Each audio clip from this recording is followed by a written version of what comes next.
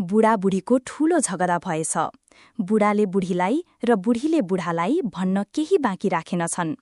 विषय पैसाको थियो, कमाएन पुगेन भन्ने। बुढीले तलाई छोड्न पाए भने पख्न भनिसिन्। बुढाले छोड्न त छोड भनेछन्, छोड्छु हेर्दै जान भनिसिन्। मसँग खुसी नभए छोड, मैले खान लाउन त पुराकै थिए त। स्वास्नी, खान लाउन मात्र पुराएर हुन्छ, अब छोटपत्र गर्छु, छोड्छु, कुनै दिन त रुन्छस्, हेर्दै जा भनिसिन्। बुघा, हुन्छ कमा, टन्न कमा, मर्दा नि पैसाले पोल, सबै सम्पत्ति सहित मर। दुईजनामा एकजनाले मुख चलाए, अर्को चुप्पो लाग्नु राम्रो हो। तर बुढी 3 बित्ता उफ्री उफ्री कराउँथिन्। यो कुरा घर, आफन्त, छिमेकी सबैलाई थाहा थियो र भन्दिन्, तलाई छोड्न पाए यति प्रगति गरेर देखाउँछु नि, हेर्दै जा भनिन्। छोरीको बोल्ने तरिका माइतीलाई राम्रोसँग थाहा थियो, त्यसैले ज्वाइँलाई केही भनेनन्।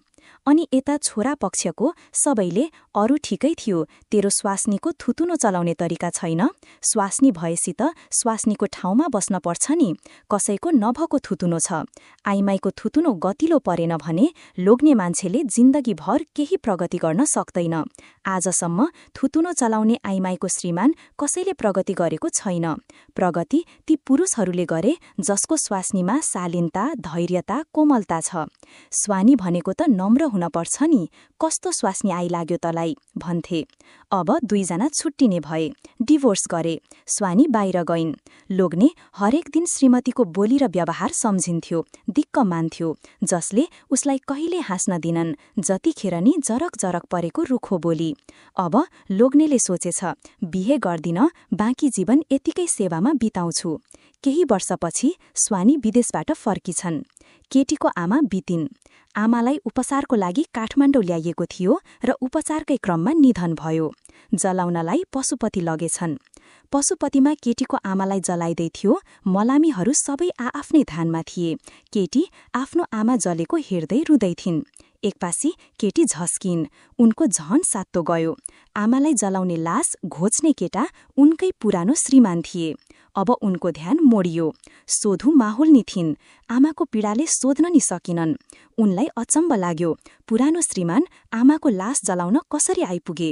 कतै कसैले त बोलाएको होइन कि थाहा पाएर ऊ आफै आयो? उनको मनबाट यो कुरा हटेन। उनले लास्टमा लास जलाइसकेपछि लास जलाउने व्यक्तिको बारे अरूसँग सोधिन्। कसैले नचिनेको बताए, किनकि सबै शोकमा थिए। उनले एक शब्द आफ्नो पुरानो श्रीमानलाई धन्यवाद भनिन् र निस्किइन्। समयसँगै आमाको काजक्रिया सकियो, तर केटीको मनको शङ्का हटेन। आमाको लास जलाउन ऊ कहाँबाट आइपुग्यो? जस्तै भए नि आमाको लास जलाउन सघायो। एकपल्ट बुझ्न पर्यो। उनी केही हप्तापछि पशुपति गढन्। धेरैलाई पुरानो श्रीमानबारे सोधिन्। धेरैले नचिनेको बताए। उनले आफ्नो आमाको लास जलाउने केटाको हुलिया सबै भनिन् र त्यसपछि त्यहाँको मान्छेले ए त्यो त फलानु हो भने। अनि ऊ कहाँ बस्छ? उत्तर आयो, लास जलाउँछ, यही बस्छ, उसको काम लास जलाउने हो। सबैले भने।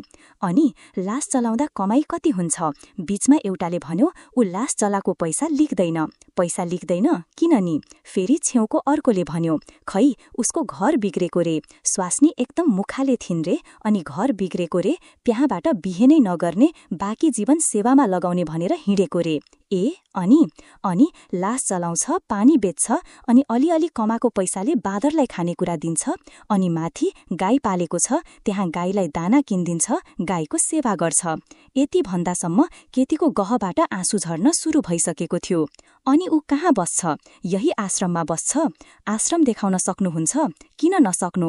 तपाईँ चाहिँ को नि? उहाँको आफन्त हो। केटीले मुन्टो हल्लाउँदै भनिन्। केटी कोठामा गइन् तर भेटिनन्।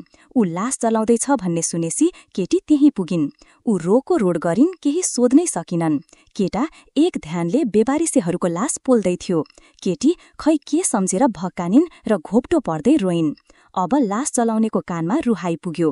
केटा नजिक आयो र सोच्यो, किन रुनु भएको? तपाईको आफन्त हुन र? केटीले होइन भन्दै मुन्टो हल्लाइन्। केटा, अनि किन रुनु भएको त? नरुनुस्, एक दिन सबैले जाने यसरी नै हो। हुनेले पैसा तिरेर जलाउँछन्, नहुनेको हामी जलाउँछौं। जति पैसा भए नि के गर्ने, एक दिन सबै छोडेर जानु नै छ। जिन्दगी यस्तै हो, नरुनुस्, बरु बाचुन्जेल खुसी हुनुस्, आफ्नो परिवारलाई माया गर्नुस्, आफ्नो परिवारसँग रमाउनुस्, जिउँदै हुँदा सकेको सेवा गर्नुस्, सेवा गर्नेको मरण राम्रो हुन्छ। केटीले एकैचोटि लास जलाउने केटालाई गर्त्याम्म अंगालो हाल्दै बुढो भनिन्। केटा अकम्मक्क पर्यो र केटीको मुन्टो उठाएर हेर्यो, आफ्नै बुढी। अब ऊ केही बोलेन, फेरि आफ्नो कामतिर ध्यान दिन थाल्यो। धन्यवाद।